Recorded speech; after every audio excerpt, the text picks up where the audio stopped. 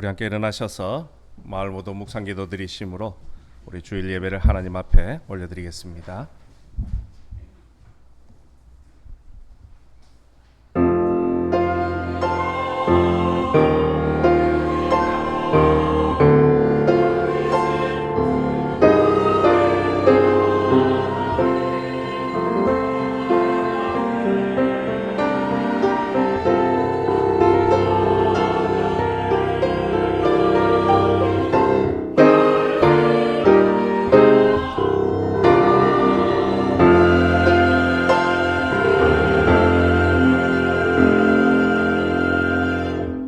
할렐루야. 우리 하나님을 찬양하는 일이 선함이여 찬송하는 일이 아름답고 마땅하도다.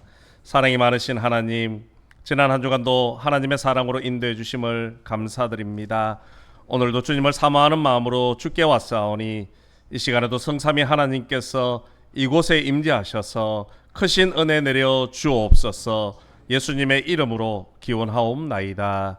아멘. 지난 한 주간 동안 우리의 삶을 되돌아보시면서 하나님 앞에 지은 죄와 허물을 고백하는 참회의 기도 시간을 갖겠습니다.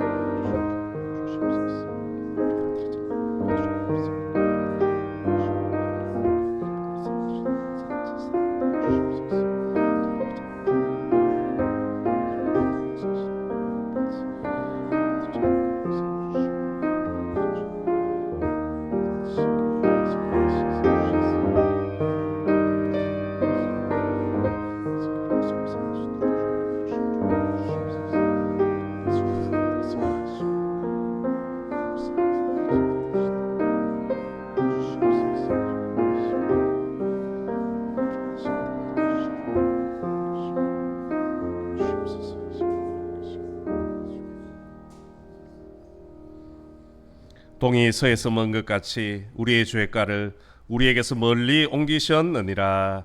아멘. 찬송가 1장으로 하나님 앞에 찬양 올려드리겠습니다.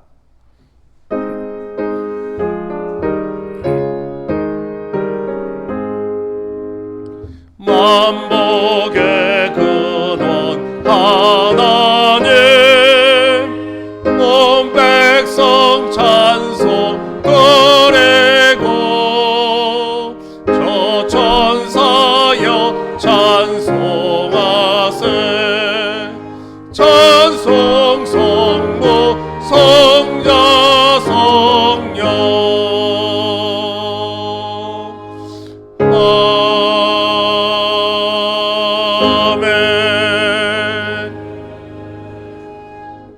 같이 사도신경으로 우리의 신앙을 하나님 앞에 고백드리겠습니다.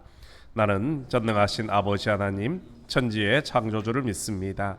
나는 그의 유일하신 아들 우리 주 예수 그리스도를 믿습니다. 그는 성령으로 잉태되어 동정녀 마리아에게서 나시고 본디오 빌라도에게 고난을 받아 십자가에 못 박혀 죽으시고 장사된 지 사흘 만에 죽은 자 가운데서 다시 살아나셨으며 하늘에 오르시어 전능하신 아버지 하나님 우편에 앉아 계시다가 거기로부터 살아있는 자와 죽은 자를 심판하러 오십니다. 나는 성령을 믿으며 거룩한 공교회와 성도의 교제와 죄를 용서받는 것과 몸의 부활과 영생을 믿습니다. 아멘. 자리에 앉으셔서 교동문 87번입니다.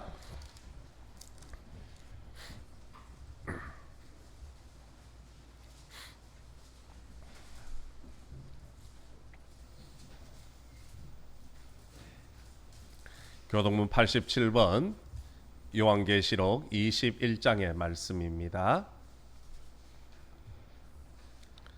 우리 한 절씩 교독하시겠습니다. 또 내가 새 하늘과 새 땅을 보니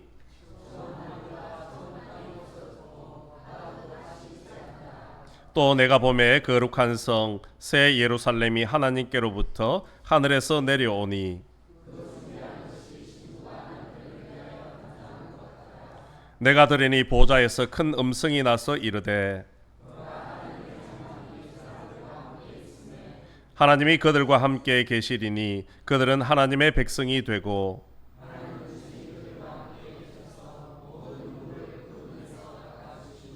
다시는 사망이 없고 애통하는 것이나 곡하는 것이나 아픈 것이 다시 있지 아니하리니 보좌에 앉으신 이가 이르시되 아멘. 찬송가 505장 찬양 드리겠습니다.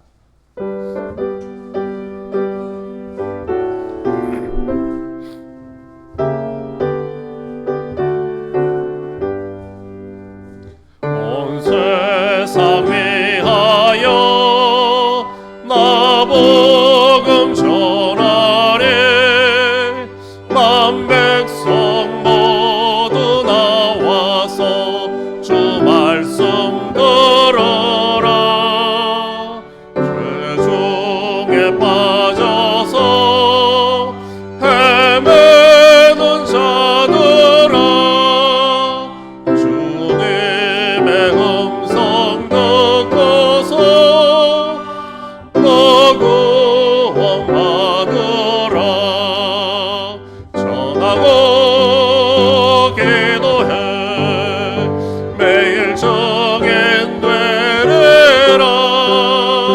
세상 모든 사람 다 듣고 그 사랑을 도록 온 세상 위하여 이 복음 전하리. 저 죄인 회개하고서 주 예수 믿으라. 이 세상 구하려 주 돌아가신 것 나 증거하지 않으면 그 사랑 모르리. 전하고 기도해 매일 정인 되리라. 세상 모든 사람 다 듣고 그 사랑을 도록 온 세상 위하여 주의 임하는 주 예수 이름 힘입어 이 복음 전하자. 먼 곳에 나가서 전하지 못해도 나 어느 곳에 있든지 널 기도 힘쓰리. 전하고 기도해 매일 정인 되리라. 세상 모든 사람 다 듣고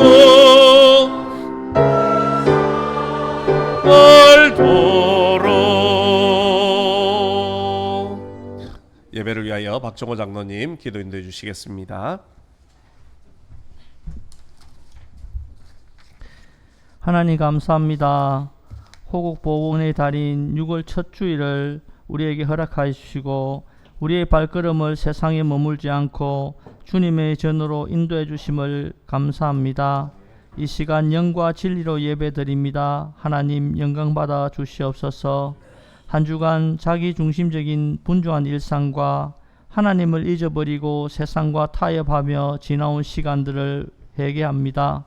십자가 보혈의 은혜로 우리의 허물을 용서하여 주옵시고 하나님의 사랑으로 우리의 영이 회복되며 성령 충만한 은혜를 더하여 주시옵소서. 은혜로운 주님, 세상 많은 사람들이 미래에 대한 불안정함과 생활 속에 많은 두려움과 염려를 하며 살아갑니다.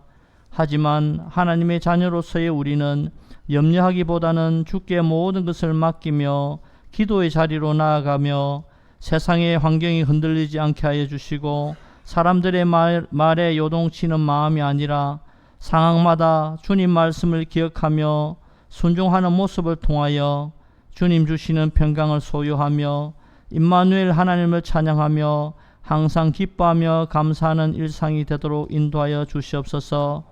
하나님, 이 나라를 긍휼히 여겨 주시옵소서.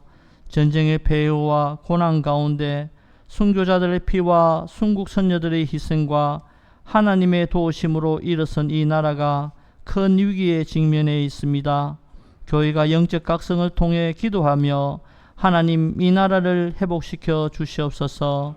대통령 선거를 통해 국민들을 위한 정책들이 잘 실행될 수 있는지를 잘 살펴서 투표에 참여하며 하나님을 경외하는 대통령이 선출되어 하나님의 뜻을 행하며 자기의 욕심을 내려놓고 국민의 마음을 살피고 국내외 위기적 상황을 지혜롭게 극복하게 하옵시며 국민들의 분열과 갈등을 통합하고 정의롭고 안정된 나라를 이끌어갈 수 있도록 인도하여 주시옵소서. 주님의 섭리 가운데 몇천 개를 세워주시고 인도해 주시니 감사합니다. 하나님의 능력 안에 거룩함으로 지어져 가는 성도와 교회 되게 하옵시며 성령 안에서 교통과 사랑과 섬김이 충만한 교회로 연합되며 항상 선한 청지기의 본분을 잊지 않고 겸손히 맡겨주신 사명을 잘 감당케 하여 주시옵소서. 주님께서 각 가정의 주인이 되어 주시고 사랑과 행복이 넘치는 아름다운 가정으로 인도하여 주시옵소서. 연세 많으신 성도님들 건강을 지켜주시옵시고 천국 소망을 품고 주님과 동행하는 삶을 살아가게 하옵소서. 사랑하는 청년들이 창조주 하나님을 경외하며 하나님과의 깊은 교제를 통해 새 힘을 얻고 주님을 향한 비전을 꿈꾸며 맡겨진 사역을 잘 감당케 하여 주시옵소서. 군 복무와 타지에 있는 청년들 언제나 예배의 자리에 머물게 하여 주시고 사회생활 잘 적응하며 하나님의 영광을 위하여 기이하게 사용되게 하여 주시옵소서. 교회 학교를 위해서 기도합니다. 교육 환경이 힘들고 어렵지만 영혼을 품고 기도하며 양육합니다. 학교 앞 전도를 통하여서 복음과 사랑이 전파되게 하옵시며 학생들이 예수님을 영접하고 그 삶의 변화가 일어나게 하여 주시옵소서. 교회가 학생들에게 기도와 사랑으로 격려하는 가운데 각 기관이 부흥되게 하옵시며 수고하시는 전도사님과 교사들을 위로하여 주시옵시며 축복하여 주시옵소서.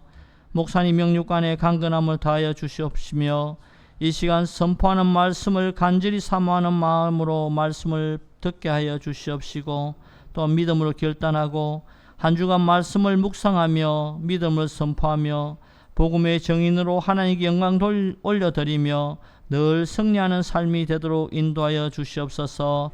감사합니다. 예수님 이름으로 기도합니다. 아멘.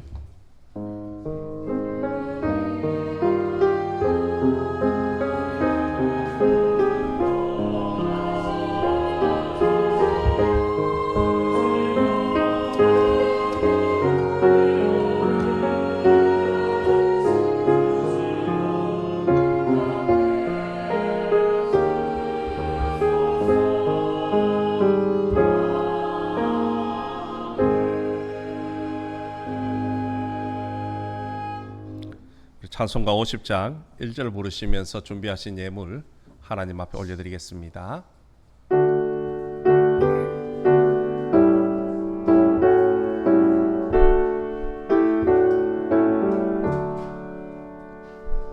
내게 있는 모든 것을 아낌없이 드리네.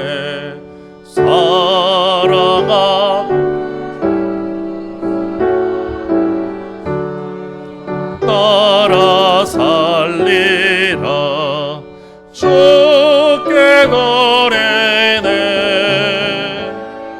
주께 드리네.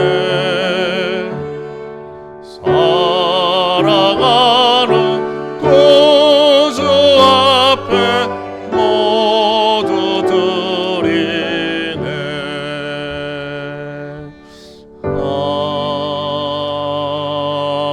아멘. 박창호 집사님, 이미애 권사님, 김종남 권사님, 구효은 집사님, 김송태 장로님, 김빈나 권사님, 김검숙 권사님, 박교용 장로님, 김차랑 권사님, 조양순 집사님 11제물 드렸습니다.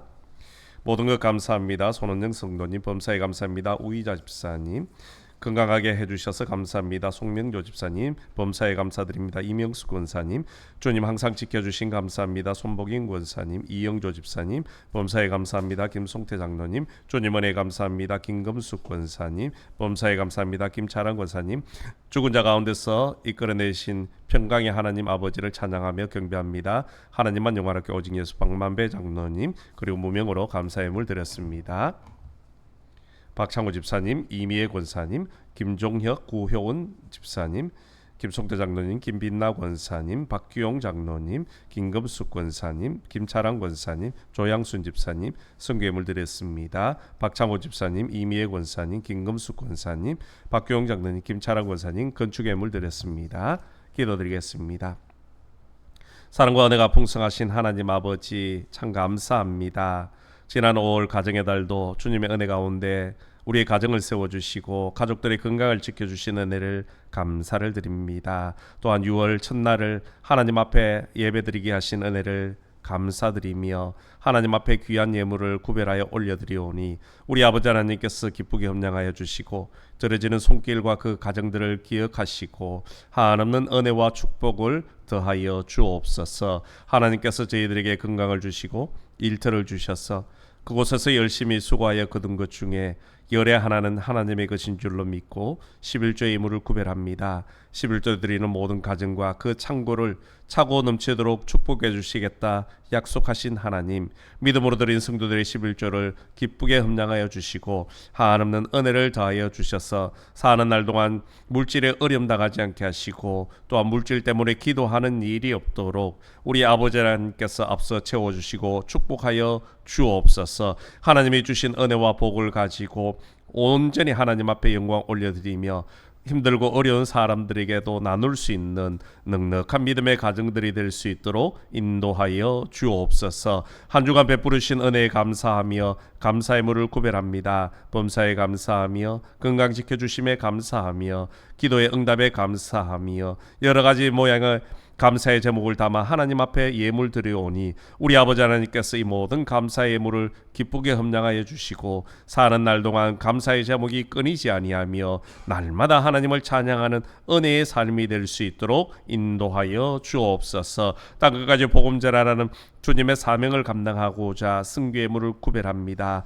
귀한 예물이 승교지 현장에서 거룩하고 아름답게 쓰임 받을 수 있도록 축복하여 주옵소서. 선교사님들의 형편을 살피는 예물이 되게 하시고 또한 죽어가는 영혼들을 살리며 또 열방을 치유하며 하나님 앞에 온전히 올려드리는 거룩한 선교 예물 될 수 있도록 은혜 더하여 주시옵소서. 우리 교회 미래를 위하여 건축 헌금을 구별하고 빈소로 넣어지 말라는 말씀에 순종하여 주일 예물을 구별합니다. 또한 우리의 몸과 마음과 시간, 정성까지 하나님 앞에 구별하여 올려드리오니 우리 아버지 하나님께서 이 모든 예물과 헌신을 기쁨으로 흠량하여 주시고 날마다 한없는 은혜와 복으로 채워주셔서 사는 날 동안 날마다 하나님을 찬양하는 기쁨의 삶이 될 수 있도록 인도하여 주시옵소서. 특별히 기도하옵기는 전 세계적으로 경제가 많이 힘들고 어렵습니다. 우리 믿음의 성도들이 다니는 직장도 어려움이 있고 운영하는 사업도 힘에 겨울 때가 있습니다.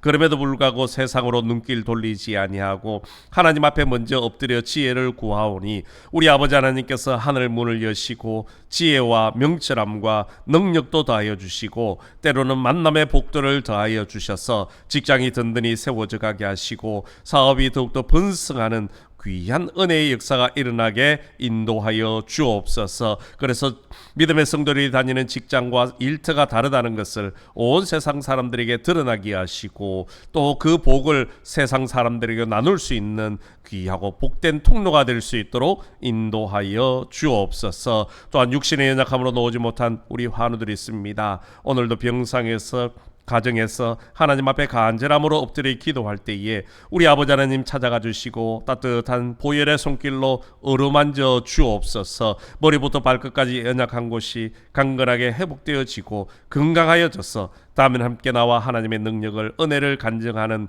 거룩하고 복된 삶이 될 수 있도록 인도하여 주옵소서. 또한 군문으로 학업으로 취업으로 나가 있는 우리 믿음의 성도들도 있습니다. 어느 곳에 있더라도 주님의 날을 잊지 않게 하시고 그들의 삶의 자리에서 하나님 앞에 예배하며 하나님을 찬양하는 하나님과 동행하는 복된 삶이 될 수 있도록 은혜 내려 주옵소서. 또한 주님 앞에 아름다운 모습으로 헌신하는 주의 종들이 있습니다. 우리의 할렐루야 찬양대원들이 하나님 앞에 찬양으로 영광 올려드릴 때에 우리 하나님 홀로 영광 받으시고 우리 모두에게는 은혜로운 찬양이 될 수 있도록 인도하여 주옵소서. 특별히 우리 찬양대원들의 건강을 지켜주시고 성대를 붙들어 주셔서 하나님을 영원토록 찬양하게 하시고 또한 하나님을 기쁘시게 하는 귀한 삶이 될 수 있도록 복 내려 주시옵소서. 또한 우리 교학교 교사들을 위해서 기도합니다. 귀한 생명들을 가슴에 품고 말씀을 가르치고 기도로 양육할 때에 아버지 하나님께서 그들의 헌신을 받아주셔서 우리 아이들이 믿음의 반석에 든든히 쓰게 하시고 그 아이들을 통하여 하나님의 영광이 드러나며 하나님의 나라가 이 땅 가운데 회복되어진 데 쓰임받는 귀한 리더들이 많이 나올 수 있도록 은혜 내려 주시옵소서. 또 기도로 안내로 헌금위원으로 영상실에서 방송실에서 또 주방에서 차량봉사로 보이지 않는 곳에서 섬기는 주의 종들 위에도 한없는 은혜와 복을 더하여 주셔서 하나님 앞에 헌신하고 봉사하는 것이 기쁨이 되어지고 하나님의 복을 받는 귀한 통로가 될 수 있도록 은혜 내려 주시옵소서. 특별히 하나님 기도하옵기는 이제 6월 3일 이 나라를 이끌어갈 대통령을 뽑는 선거가 있습니다. 이번에는 정말로 국민을 먼저 생각하고 또 나라를 먼저 생각할 수 있는 좋은 대통령이 선출되어지게 하시고 또한 그래서 이 나라 이 민족이 어려움을 이겨내고 경제가 회복되어지고 하나님 앞에 더욱더 빛이 나는 나라 될 수 있도록 도와주옵소서. 하나님께서 오늘도 예배 가운데 함께 하시고 또 온 정성을 다해 올려드리는 귀한 예물까지 기쁨으로 험량하여 주신 줄로 믿사오며 예수님의 이름으로 봉헌 기도드리옵나이다. 아멘.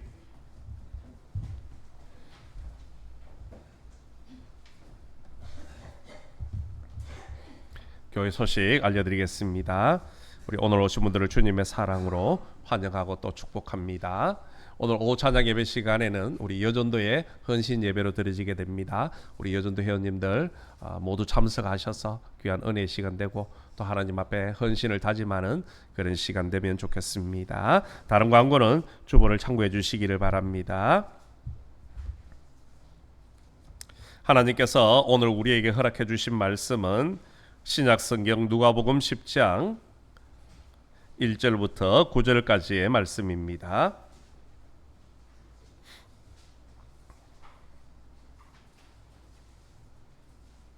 누가복음 10장 1절부터 9절까지의 말씀은 제가 가지고 있는 신약성경 109면에 있습니다.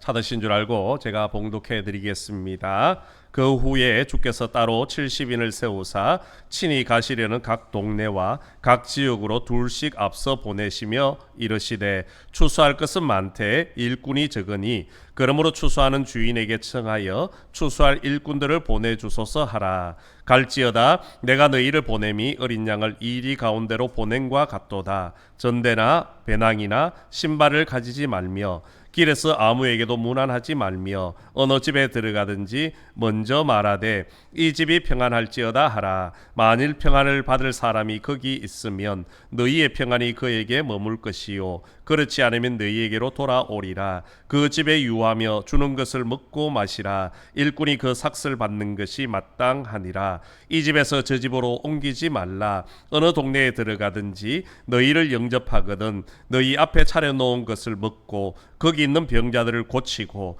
또 말하기를 하나님의 나라가 너희에게 가까이 왔다 하라. 아멘. 이 시간은 우리 할렐루야 찬양대가 하나님 앞에 찬양으로 영광 올려드리겠습니다.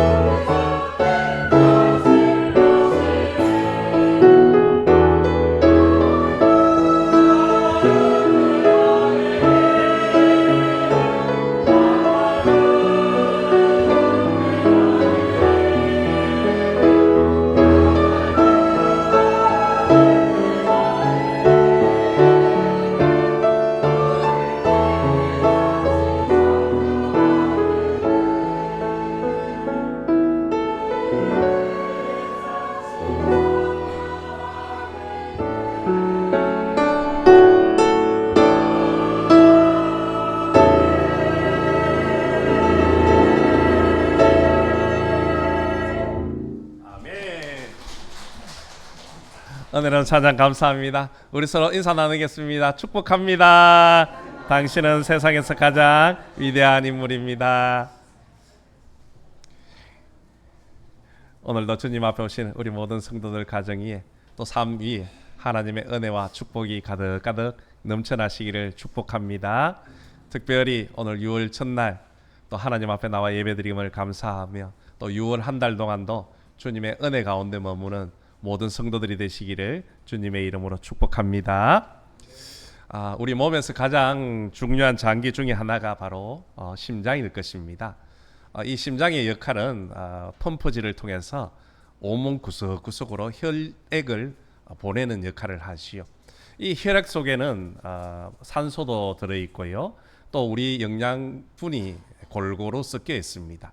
그것을 통해서 우리 몸을 건강하게 만들어주는 역할을 합니다.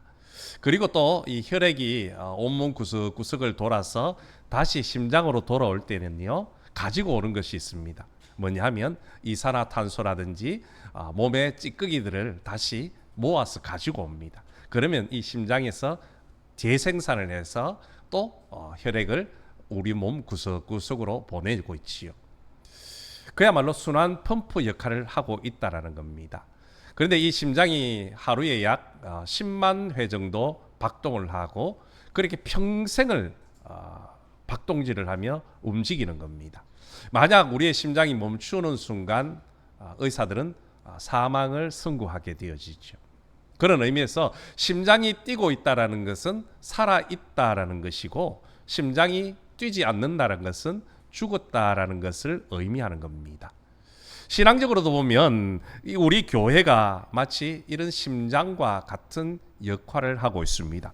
성도들이 교회에 모여서 예배를 통해 말씀을 듣고 은혜를 받습니다.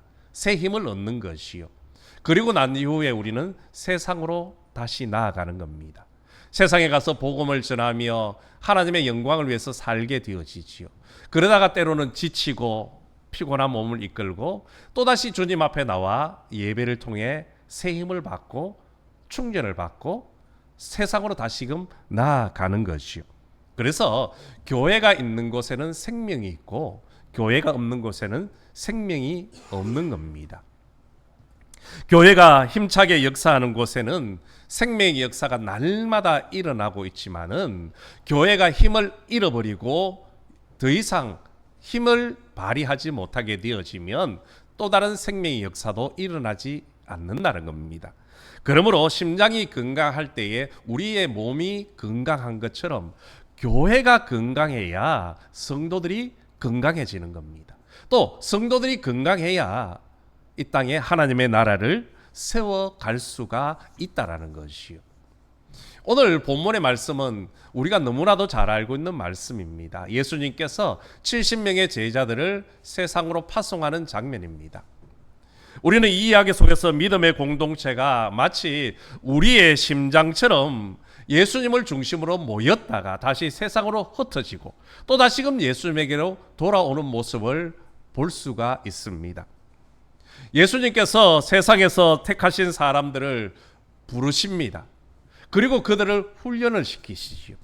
그것으로 끝이 나는 것이 아니라 예수님은 훈련을 시킨 후에 다시금 세상으로 사람들을 파송을 하는 겁니다.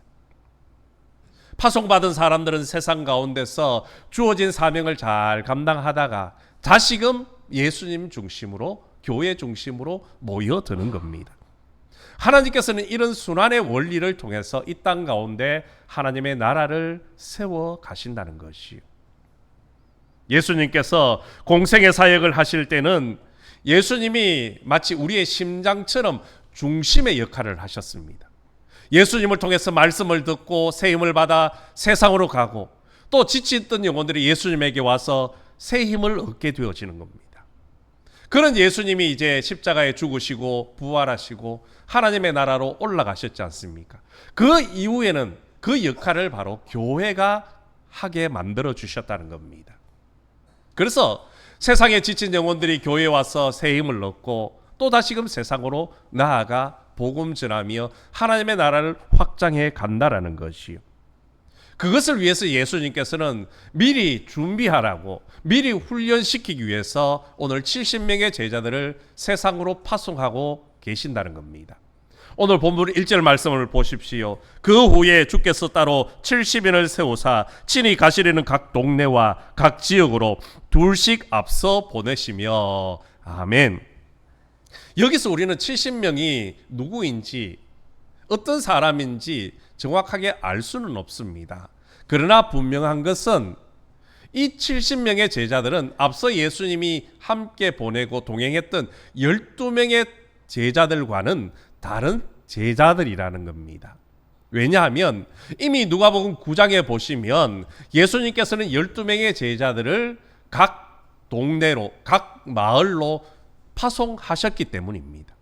그들 외에 또 다른 70명을 세우고 파송하였기 때문에 12명의 제자와는 다르다는 것이고요. 또 한 가지 분명한 사실은 그 12제자를 파송하시는 것이나 오늘 70명의 제자들을 파송하신 것이나 목적은 동일하다는 겁니다. 무엇인가 하면 바로 하나님의 나라를 세우는 것, 복음 전하는 것, 그게 바로 파송의 목적이라는 것이요. 그런 의미에서 오늘 이 70명의 제자들은 오늘 이 시대 예수 그리스도를 구주로 믿고 구원받은 우리 모든 그리스도인들을 의미하는 겁니다. 여러분, 우리가 세상에서 부름을 받은 이유가 무엇입니까? 이 땅에서 부귀영화를 누리기 위함도 아니고요. 또 다른 목적을 가지고 우리를 부르신 것이 아니라는 겁니다. 우리는 다 복음을 위해서 하나님의 부름을 받았고 또한 세상으로 보냄을 받게 되어졌다는 겁니다. 우리가 이 사실을 깨닫고 기억하며 살아야 행복한 삶을 살 수 있는 것이요. 이것을 잊어버리는 순간 우리는 삶의 목적을 잃어버리게 되고요. 그 목적을 잃어버린 인생은 불행한 삶이 될 수밖에 없다라는 겁니다. 스위스의 심리학자인 칼 힐티는요, 인간의 생애 최고의 날은 자기 인생의 사명을 깨달은 날이라 그렇게 이야기를 합니다. 우리 인생에서 가장 행복하고 즐거운 날이 언제냐면요, 내 사명, 내 삶의 목적이 무엇인가를 깨닫는 순간이라는 겁니다. 또 톨스토이는 스스로의 사명을 아는 사람만이 자기의 가치를 알고 있으며 바른 신앙의 사람이 될 수 있다라고 이야기를 했습니다. 자기의 사명 깨닫는 것이 그만큼 중요하다는 것이요. 여러분, 자신의 사명을 아는 사람은 인생에 살아가는 의미가 달라지는 겁니다. 자세가 달라진다는 것이요. 모든 일들에 최선을 다하게 되는 겁니다. 그렇기 때문에 우리는 복음 전하는 일이 우리 인생의 최고의 목표가 되어야 하는 겁니다. 무슨 일을 하든지, 또한 사업을 하든지 직장을 하든지 모든 것이 복음 전파에 초점이 맞추어질 때에 행복한 인생, 의미 있는 삶을 살 수 있다는 것이요. 그리고 그 일들을 우리는 기쁨으로, 즐거움으로 감당해 가야 한다는 겁니다. 여러분, 사람들이 직장에 출근하는 데는요, 세 종류의 사람으로 나눌 수가 있습니다. 첫 번째 사람은요, 어쩔 수가 없이 출근을 하는 겁니다. 이런 사람들은 가고 싶지는 않았지만 먹고 살려니까 어쩔 수 없이 직장에 출근을 한다는 것이요. 이런 사람은요, 직장에 가도 기쁨이 없고 즐거움이 없습니다. 마지 못해서 억지로 하루하루 때우는 인생이 되어지는 겁니다. 두 번째는요, 꿈 때문에, 목표 때문에 출근하는 사람들이 있습니다. 저마다 목표가 있고 꿈이 있을 겁니다. 그 꿈 이루기 위해서 직장에 출근을 하는 겁니다. 그리고 그 꿈이 있기 때문에 이런 사람들은 조금의 기쁨이 있고 즐거움이 있는 겁니다. 그리고 세 번째 사람은요, 보내심 때문에 출근을 하는 사람입니다. 이런 사람들은 예수님께서 나를 직장으로, 세상으로 보냈다, 그 믿음이 있기 때문에 직장에 출근할 때에도 늘 기쁘고 즐거운 겁니다. 아, 이곳에 하나님께서 뜻하신 바가 있어서 나를 보내셨구나. 그것을 아는 사람은요, 매일매일이 즐겁고 행복하다는 것이죠. 오늘 저와 여러분은 어떤 부류에 속하십니까? 부디 저와 여러분이 하나님께서 나를 세상으로, 직장으로 보내셨다는 그 사명감을 가지고 하루하루 살아가시기를 주님의 이름으로 간절히 소망합니다. 여러분, 예수님은 오늘 예배 후에 우리를 세상으로 파송하실 겁니다. 마치 심장에서 새로운 피가 온몸으로 퍼져나가듯이 예수님께서는 예배로 우리를 새롭게 변화시켜 주시고 또 힘과 은혜를 주셔서 분명히 세상으로 파송을 하실 겁니다. 예수님께서는 이미 아버지께서 나를 보내신 것처럼 나도 너희를 세상으로 보내신다라고 말씀하셨습니다. 그러므로 우리가 세상으로 나아갈 때는요, 아무런 의미 없이, 어쩔 수 없이 세상으로 가지 말아야 되는 겁니다. 또 가되 나의 꿈과 목적을 위해서, 나의 욕망을 위해서 나아가지도 말아야 한다는 겁니다. 우리가 세상으로 나아갈 때는 하나님께서 나를 세상으로 보내셨다, 하나님이 나를 가정으로, 직장으로 보내셨다는 분명한 사명감, 이것 가지고 세상으로 나아가야 되는 겁니다. 그래야 하루하루 우리는 행복하고 즐겁게 인생을 살아갈 수 있기 때문입니다. 또한 그런 사명감을 가지고 일을 해야 일에 즐거움이 있는 겁니다. 여러분, 예수님께서 왜 우리를 세상으로 보내시는 겁니까? 오늘 성경은 그 보내심의 이유를 설명을 해주고 있습니다. 1절 말씀 하반절에 보시면 친히 가시려는 각 동네와 각 지역으로 둘씩 앞서 보내시며, 아멘. 70명의 제자들을 보내신 것은 예수님이 가실 곳에 미리 제자들을 보내셨다는 겁니다. 왜 보내셨을까요? 예수님의 길을 준비하라고. 예수님이 앞으로 하실 사역을 미리 준비하라고 제자들을 앞서 보내셨다는 겁니다. 여러분, 하나님은 이런 방법으로 역사하십니다. 하나님께서는 이미 예수님을 이 땅에 보내시기 전에 먼저 세례 요한을 보내셨지요. 예수님보다 6개월 먼저 세례 요한이 태어나셨습니다. 그리고 또 예수님보다 6개월 내지 최소 1년 먼저 사역을 시작을 하셨습니다. 세례 요한의 사역의 목적이 무엇이었습니까? 그는 분명히 고백합니다. 주의 길을 예비하겠는가. 예수님께서 이 땅에 오실 때에 그 예수님을 믿음으로 받아들이고 구원받도록 하기 위해서 세례 요한이 이 땅 가운데 먼저 보냄을 받았다는 겁니다. 이와 마찬가지로 예수님께서 70명의 제자들을 앞서 보내시는 이유가 바로 이겁니다. 가서 앞으로 내가 사역을 할 그 일을 준비하라고, 그 길을 예비하라고 제자들을 보내셨다는 거지요. 이것은 우리 역시 마찬가지입니다. 우리를 예수님께서 세상으로, 직장으로, 가정으로 파송하시는 목적은 바로 이겁니다. 가서 주님의 길을 준비하라. 주님이 오실 그 사역을 준비하라는 겁니다. 여러분, 우리가 가서 하나님의 나라를 세우는 것 아닙니다. 우리가 가서 사람들을 구원하는 것도 아닙니다.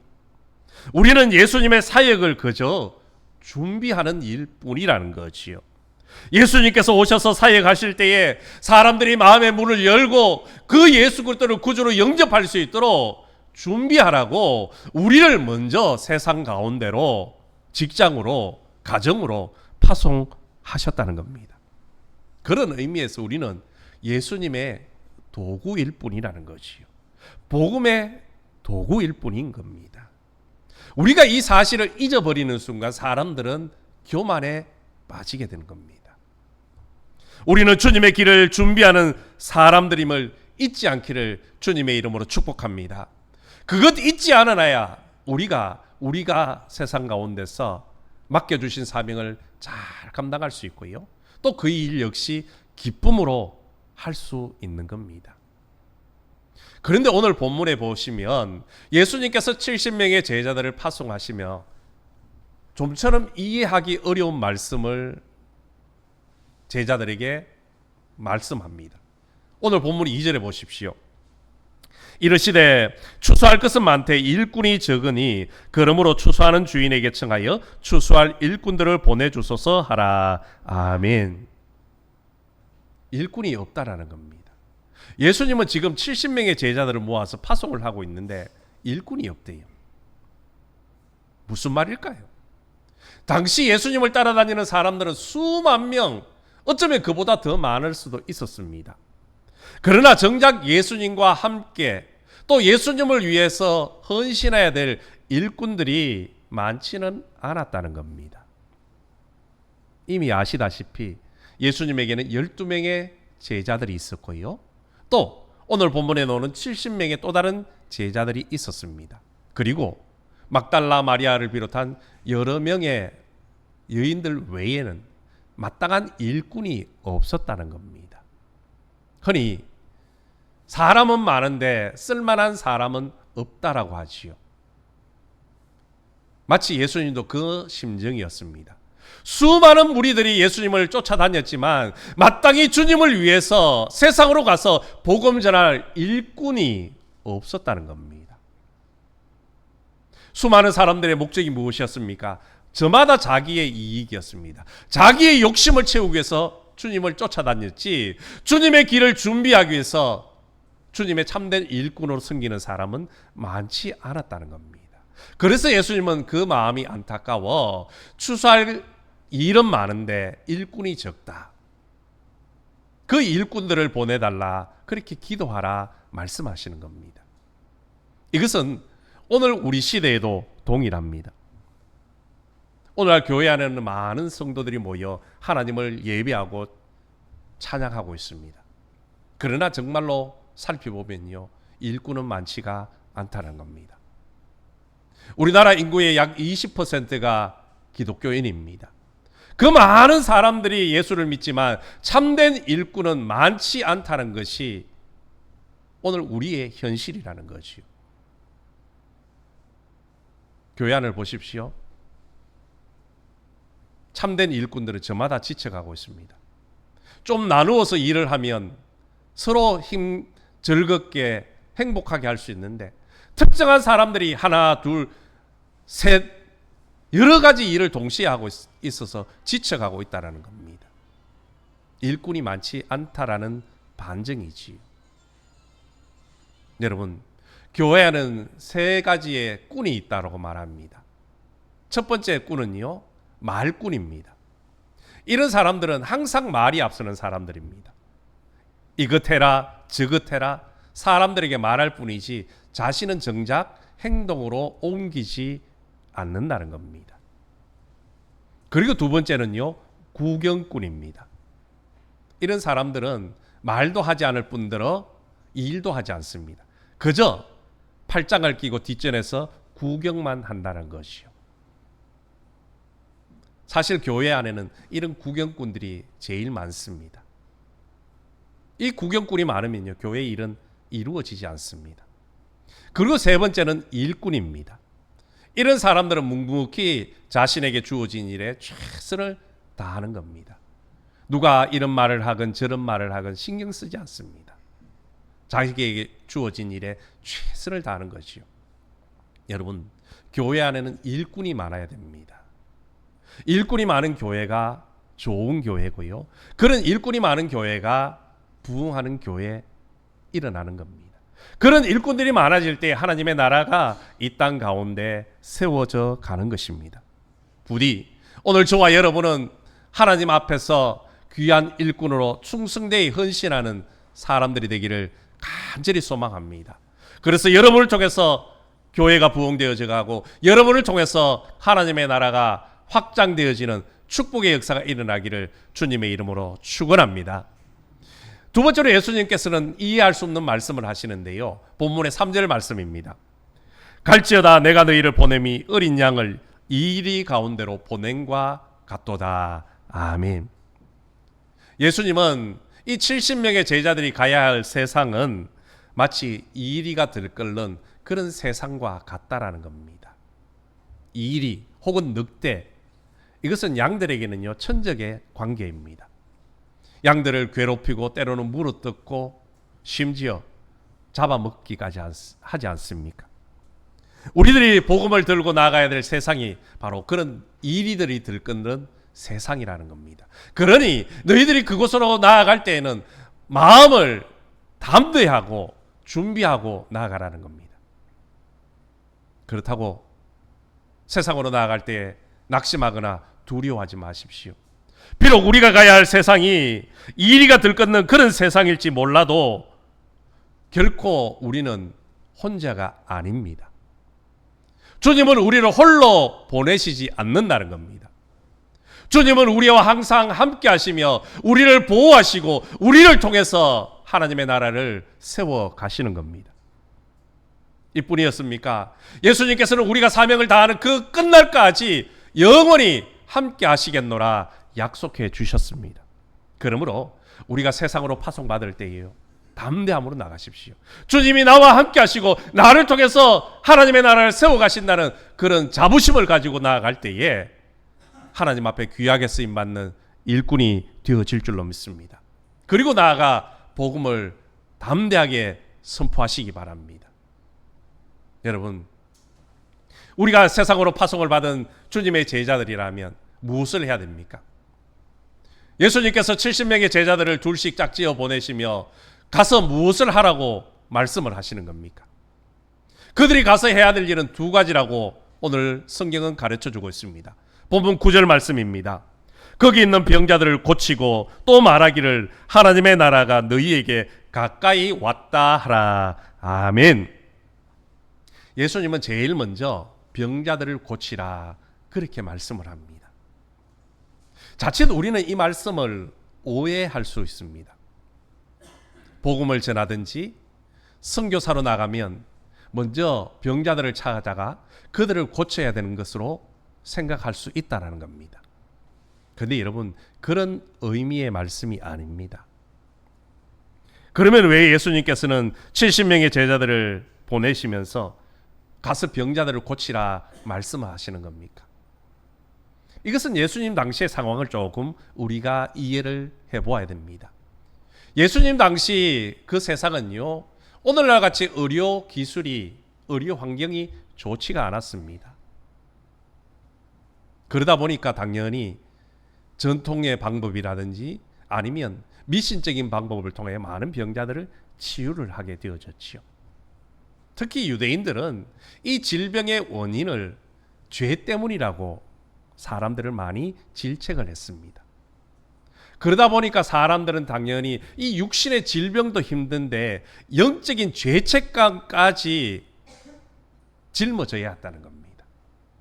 더욱이 가난한 사람들은요, 치료할 수 있는 방법이 있어도 돈이 없으니까 치료받을 길이 없었습니다. 그래서 예수님은 그들을 늘 불쌍히 여기시고 긍휼히 여기시며 그들에게 관심을 많이 쏟으셨습니다. 그래서 예수님은 전도자들에게 그들을 먼저 찾아가서 그들을 치료하고 고쳐주라는 겁니다. 이미 예수님은 제자들을 파송하실 때에 그런 권능을 주셨습니다. 병자들을 향하여 치유의 권능을 주셨고, 기도할 때에 그 기도를 통하여 하나님의 능력을 보여주실 것이라고 이미 다 주셨지요. 그래서 제자들은 가는 곳곳마다 병자들을 먼저 치유하고 그 이후에 복음을 전하며 하나님의 나라를 경험할 수 있도록 만들어 주셨다는 겁니다. 그러면 오늘 우리에게 이 병자를 고치라는 말씀이 과연 무슨 의미입니까? 오늘 우리 시대는 의료가 엄청나게 발달한 시대입니다. 의료 정책도 좋아졌어요. 웬만한 사람들은 다 병원에 가서 진료를 받고 치료받을 수 있습니다. 이런 시대에 우리는 병든 자들을 찾아가서 그들을 치료하는 것이 우선순위가 아니라는 것이요. 그러면 무엇을 해야 되는 겁니까? 비록 우리가 찾아가야 될 그 사람들이 병든 사람들이 아니더라도, 질병의 고통을 당하는 사람이 아니더라도 사람들은 저마다의 상처라는 것을 품고 있고요, 말 못할 아픔과 사연들을 다 가지고 있습니다. 그들을 찾아가서 그들의 아픔을, 그들의 마음의 상처를 위로해 주라는 겁니다. 그들의 마음을 열게 하고 그들이 말을 할 때 귀담아 들어주고 공감을 해주고 때로는 그들을 위해서 기도해 주라는 것이죠. 그럴 때에 그들의 마음의 문이 열리는 겁니다. 그것을 통해서 하나님의 나라를 그들은 경험하게 되어진다는 것이요. 여러분, 우리가 세상으로 파송을 받으면 이 일을 먼저 해야 되는 겁니다. 복음을 전하기에 앞서 그들의 상황들, 그들의 형편들, 그들의 마음의 아픔을 먼저 헤아릴 줄 알아야 한다는 겁니다. 그들의 이야기에 귀를 기울여주고 그들의 마음을 함께 아파해주고 때로는 그를 붙들고 기도해 줄 때에 그들의 말 못했던 사연들이 해소가 되어지는 겁니다. 그리고 나서 복음 전하는 겁니다. 오늘 저와 여러분 모두가 오늘 세상으로 파송받을 때에 그들은 이웃들의 마음을, 동료들의 마음을 먼저 헤아릴 수 있는 그런 문이 열리지기를 주님의 이름으로 간절히 소망합니다. 그래서 저와 여러분을 통해서 그들의 상처가 치유되어지고 하나님의 나라를 경험하는 거룩한 은혜가 있어지기를 주님의 이름으로 소망합니다. 두 번째 해야 될 일은 뭐라고 합니까? 가서 하나님의 나라가 가까이 왔다. 그것 선포하라는 겁니다. 이 말씀은 예수님이 공생애를 시작할 때 제일 먼저 하셨던 말씀과 동일합니다. 예수님은 회개하라 천국이 가까이 왔느니라, 이 말씀을 제일 먼저 선포하셨지요. 왜 이 말씀을 선포하셨을까요? 유대인들은 하나님의 나라가 가까이 왔다는 이 말이 무슨 의미인지를 누구보다도 잘 알고 있었습니다. 하나님의 나라가 가까이 왔다는 말은 하나님의 통치가 시작되었으니 회개하고 구원받으라는 그런 의미였습니다. 여러분, 하나님의 나라는 모든 사람들에게 열려 있습니다. 하지만 모든 사람들이 다 들어갈 수 있는 곳은 아니라는 것이요. 하나님의 나라는요, 예수님을 나의 구주로 믿고 죄 사함 받은 사람들만이 들어갈 수 있는 곳입니다. 그래서 하나님은 세상 모든 사람들이 회개하고 구원받는 역사가 일어나기를 원하셔서 독생자 예수 그리스도를 이 땅 가운데 보내셨다는 겁니다. 이 사실을 우리 예수님께서도 말씀을 하셨습니다. 요한복음 3장 16절에 하나님이 세상을 이처럼 사랑하사 이런 그를 믿는 자마다 멸망하지 않고 영생을 얻게 하려 하심이라. 아멘. 하나님은 세상 모든 사람들이 예수 믿고 하나님의 나라의 백성이 되고 구원받는 백성이 되도록 예수님 먼저 보내셨다는 겁니다. 우리 역시 마찬가지입니다. 우리가 가서 전해야 될 것은 예수 그리스도를 믿고 모두가 하나님의 나라의 구원에 받는 백성이 되기를 선포해야 한다는 겁니다. 오늘 저와 여러분이 세상으로 나아갈 때에 이 마음으로 나아가시기 바랍니다. 하나님의 사랑을 전하고 하나님의 나라를 선포하는 그런 일들을 통하여 많은 영혼들이 구원받고 하나님의 나라가 확장되어지기를 주님의 이름으로 소망합니다. 어느 선교사님의 간증을 읽었습니다. 선교지에서 복음을 전하다가 한 할머니가 구원을 받고 선교사님을 찾아왔습니다. 선교사님, 요한복음 3장 16절을 좀 찾아서 줄을 좀 그어 주십시오. 선교사님이 의아했습니다. 왜냐하면 이 할머니는 글을 모르시는 분이었기 때문입니다. 그런데 글을 모르시는 분이 요한복음 3장 16절을 찾아서 줄을 쳐달라고 하니까 그래도 뭐 아시겠지 싶어서 빨간색 편으로 밑줄을 긋고 드렸습니다. 그리고는 궁금증이 생겼습니다. 도대체 무엇을 하시려나? 그런데 이 할머니가 그 성경책을 들고요, 학교 앞으로 가더라는 겁니다. 학교 앞에서 아이들이 나오기를 기다렸다가 아이들이 학교를 마치고 나오니까 한 아이를 부릅니다. 이야, 내가 글을 못 읽는데 요한복음 3장 16절을 좀 찾아서 읽어주겠니? 아이가 할머니 책을 받아서 요한복음 3장 16절을 또박또박 읽어줍니다. 그랬더니 할머니가 말합니다. 얘야, 이 말이 무슨 뜻인지 아니? 교회를 안 다니니 모르시오. 예수 안 믿으니 모릅니다. 그러자 할머니가 아이를 손을 붙들고 설명을 해줍니다. 그러면서 마지막에 한마디를 덧붙이는데요. 얘야, 하나님이 너를 사랑하신단다. 하나님이 너를 사랑하신단다. 매일같이 그 일을 하시는 거예요. 그런데 놀라운 것은 그 할머니를 통해서 학생들이 예수 믿고 구원받는 은혜의 역사가 일어나더라는 겁니다. 여러분, 오늘 우리 주변에는 하나님의 나라가 필요한 사람들이 많이 있습니다. 우리 가정 안에도 있고요, 직장 동료 중에도, 이웃들 중에도 하나님의 사랑이 필요한 사람들이 참 많이 있습니다. 우리는 그들에게 다가가야 합니다. 그리고 그들에게 하나님이 당신을 사랑하십니다. 하나님이 당신을 사랑하십니다.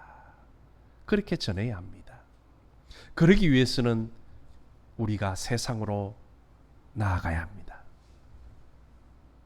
심장의 펌프를 통해서 혈액이 우리 온몸 구석구석 다니어 우리를 건강하게 만들듯이 우리가 교회 안에 모여 하나님의 은혜로 회복되어지고 새 힘 받아서 이제 세상으로 나아가 하나님의 사랑, 하나님의 나라를 선포할 때에 세상은 건강해져 갈 것이고 생명력을 불어넣게 되어질 줄로 믿습니다.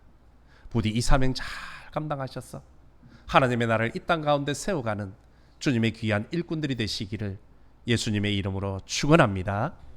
하나님 아버지 감사합니다. 하나님은 우리를 복음의 일꾼으로 불러주시고 훈련시키시고 세상으로 파송하셨습니다. 주님, 이제 우리 그 사명 감당하기 위하여 세상으로 나아갑니다. 하나님의 사랑이 필요한 사람들에게 복음을 전하며 사랑을 전하며 하나님의 나라를 이 땅 가운데 세워가는 주님의 충성된 일꾼들 되게 도와주옵소서. 우리를 통하여 하나님의 나라가 온전히 세워지는 은혜의 역사가 있어지게 인도하여 주옵소서. 예수님의 이름으로 기도드리옵나이다. 아멘. 함께 일어나셔서 우리 가서 제자 삼으라 찬양 드리겠습니다.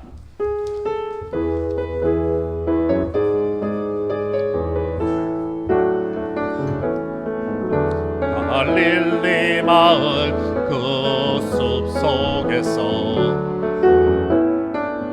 주님 그 11 제자 다시 만나시사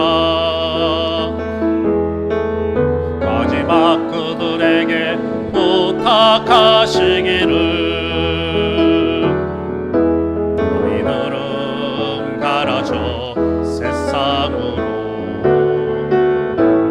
가서 제자 삼으라 세상 많은 사람들을 세상 모든 영혼이 내게 달렸나니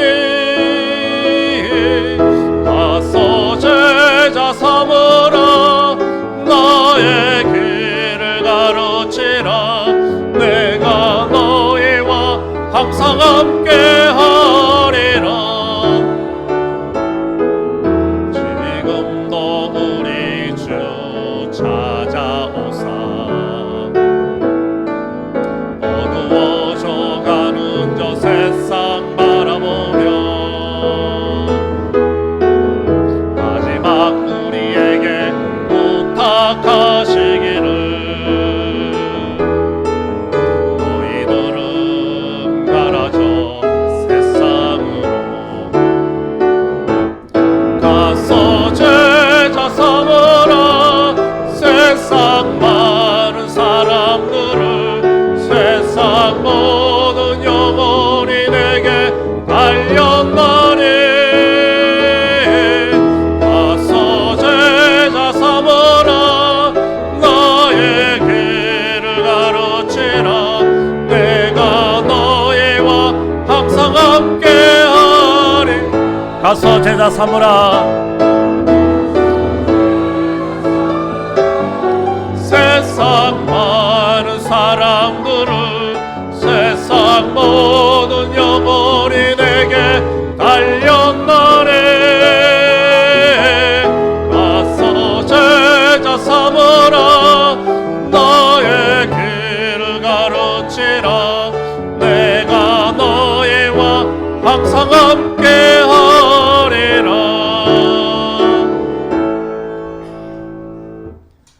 지금은 우리를 죄악 가운데서 구원하시고 영원한 생명 주시게 하여 십자가에 죽으시고 부활하신 우리 주 예수 그리스도의 은혜와 우리를 사랑하셔서 독생자 예수 그리스도를 아낌없이 내어주신 하나님 아버지의 무궁하신 사랑과 우리의 삶을 지키시고 동행하시는 성령님의 위로 교통 축복 충만하심이 주님의 제자로 복음 전도자로 세상 가운데 살기로 다짐하고 돌아가는 모든 믿음의 권속들 머리 위에와 가정과 일터와 우리의 매총교회와 이 나라 이 민족 위에 세계 열방과 선교지 위에 태국 성도들 머리 위에 지금부터 영원토록 함께 하시기를 간절히 축원하옵나이다.